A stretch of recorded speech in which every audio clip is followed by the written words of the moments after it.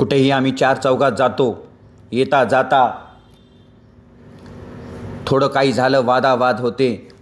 लहान मोठं थोर बाई माणूस मुलं बाळं बघायची नाहीत आणि आमचा चालू असतं शिव्यांचा भडीमार चालू असतो. त्याच्यामुळं त्या मुलावर काय परिणाम होतील त्याचे, तो पुढे जाऊन कसा बोलेल कसा वागेल याचा आम्ही कधी विचार केला नाही. खरं तर आम्ही हे संस्कार शिकतोय. हो, हे संस्कार घेतोय कुठून? तर टी व्ही, मोबाईल, कलाकारांकडून. त्यांच्याबद्दल विचारलं तर आमचा गळा कोरडा पडेल एवढी आमच्याकडे त्यांच्याबद्दल माहिती आहे, ज्ञान आहे.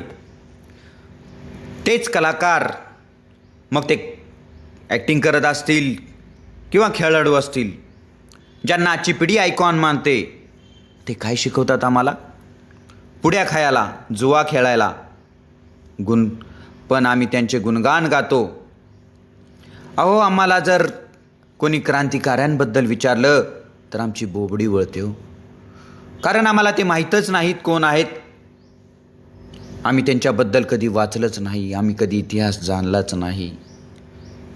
पहिला थोडा बहुत तर शाळेत इतिहास असायचा, आता तो पूर्ण संपून गेलेला आहे.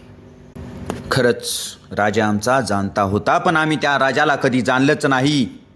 कारण आजकाल प्रत्येक जणांच्या तोंडात एकच वाक्य असतं, छत्रपती जन्माला यावेत पण ते शेजाऱ्याच्या घरात. जर खरंच त्यांना मानत असतो तर प्रत्येकाच्या घरी आज छत्रपती झाशीची राणी असती आणि दिवस काही वेगळे असते.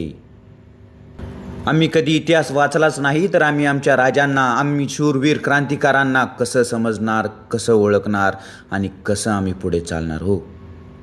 त्यामुळे आम्हाला माहीतच नाही आम्ही त्यांचा सन्मान करतोय का अपमान करतोय, हे ज्याचं त्याला कळलं पाहिजे. जय जिजाऊ, जय शिवराय, जय हिंदवी स्वराज्य, वंदे मातरम.